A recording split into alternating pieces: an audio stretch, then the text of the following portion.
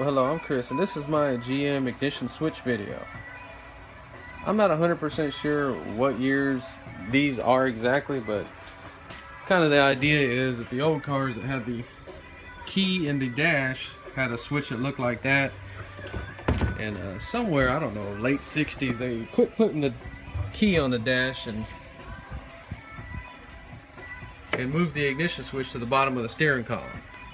Okay, now this is off a 70 Chevelle. This is off of like a freaking 79 Trans Am or something like that.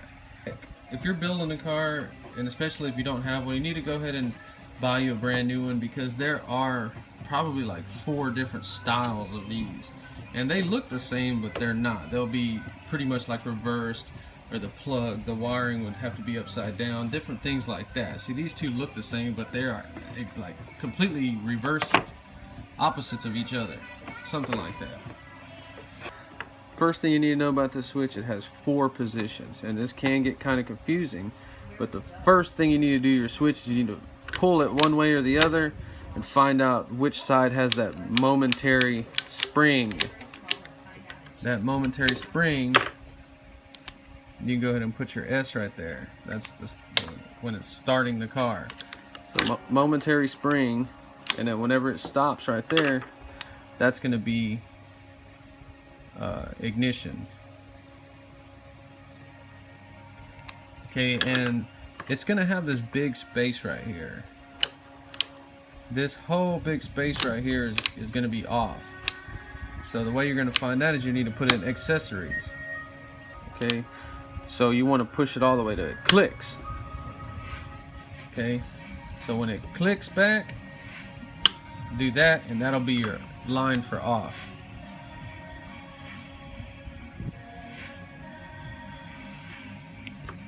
And then move it this way slowly until it snaps in.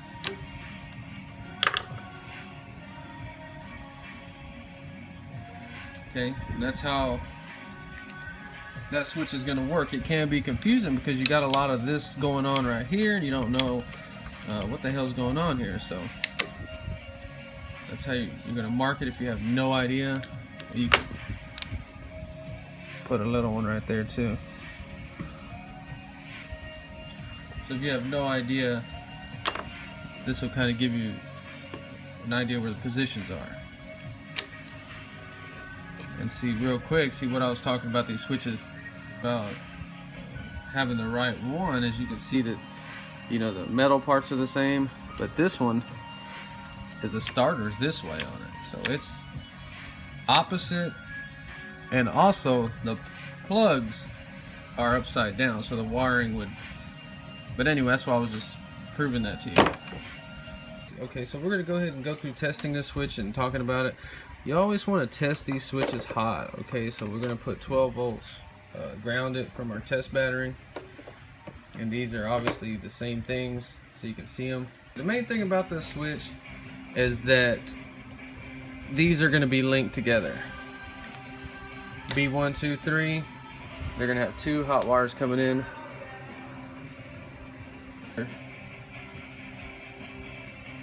10 gauge plus from the battery.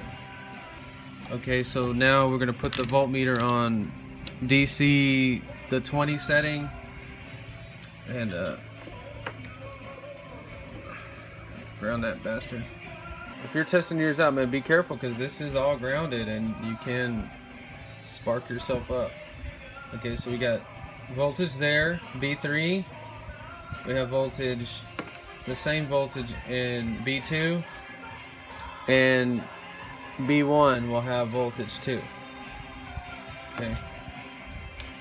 And I guess they put that there so if you wanted to run an accessory, you would have a place to run unfused from the battery off the ignition switch. If you had to run an accessory, you would fuse it off, run into the plug, and you know. So I guess they put that there. That's pretty cool. I didn't know that, but you could run like even an amp off of that and run it off straight from the battery, and you would have to put a fuse. So you would have that extra space right there.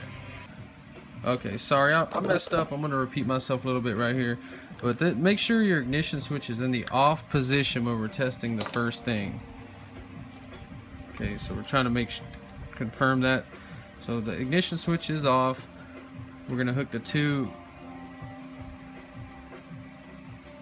straight from the battery, and you'll see that it has voltage in off position. Ignition is off.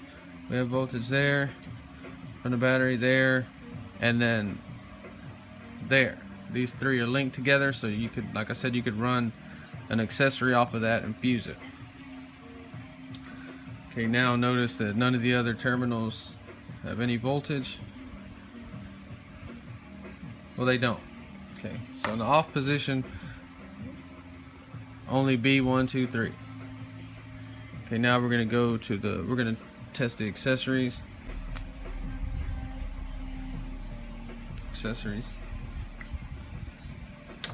Alright, so where's accessories? A right there.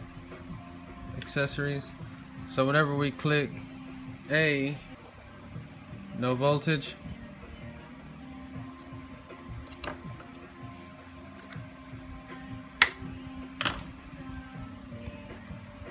Now we have voltage in A. And accessories is going to be on my car, brown. This is also 10 gauge. Right now we're going to turn the ignition on to see what happens. Back to off. Ignition on. Alright, now ignition on. We should have power to 1.3 and 1.1. Now let's see. Be careful, you ground that thing out. 1.3 and 1.1. Alright. Now on the 70 Chevelle, on mine, this is orange. There's also 10 gauge. It's going back to like for the air conditioner and some other stuff, I don't know.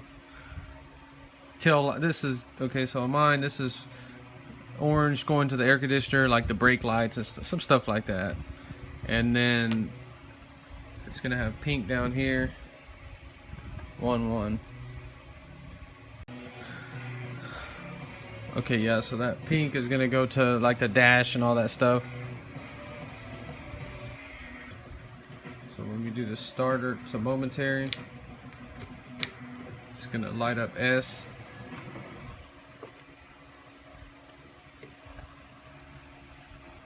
Okay, we're in S position. Sorry you can't see it, but yeah, we're in S. It's kind of hard to do. CS. That's purple. That's energizing, going through your neutral safety switch back to the starter, or to the starter. So now we can take power off of it. Now on this switch we got G1 and G2 left, and the only thing that I could find that these two do is that whenever the switch is in the S position, like you're starting your car, it, how do you say, completes this circuit right here. Okay, so we'll go to continuity on the meter. Continuity, no resistance, and watch. Because they'll never have power to these. All right, S position. See, so you kind of see that. We're gonna go to the S position, and they're gonna.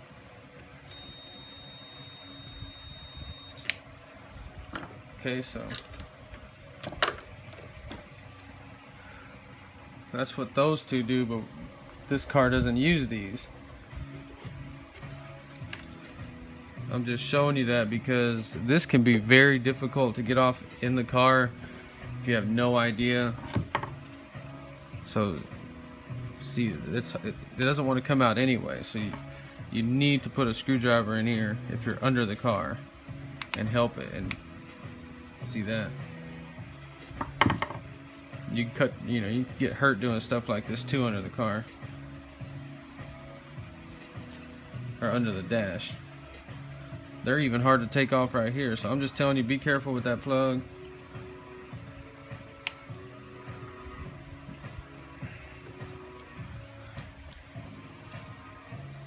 That's what it looks like.